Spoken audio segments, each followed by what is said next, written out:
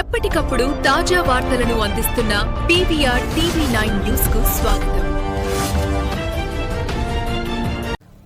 మంచిర్యాల జిల్లా జైపూర్ మండల కేంద్రంలో 25 లక్షల రూపాయలతో నిర్మించనున్న అంబేద్కర్ భవన్ కు భూమి పూజ చేసిన మంత్రి వివేక్ వెంకటస్వామి, కలెక్టర్ కుమార్ దీపక్.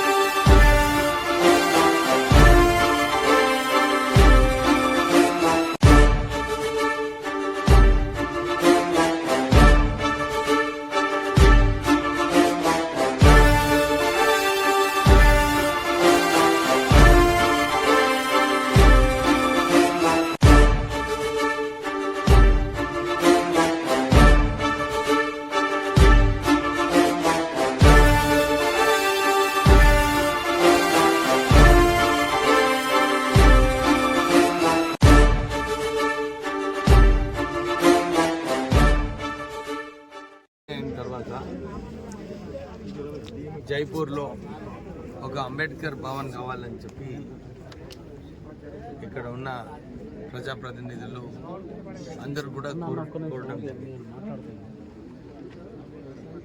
20 లక్షలతోని ఈ అంబేద్కర్ భవన్ ఇక్కడ కట్టబోతున్నాము. ఈరోజు భూమి పూజ అయింది. ఇంకొక 6 నెలలలో ఈ భవనం పూర్తిగా తొందరగా చేసుకోవాలని చెప్పి జైపూర్లో ఇంకొక జగ్జీవన్ రామ్ భవన్ కూడా శాంక్షన్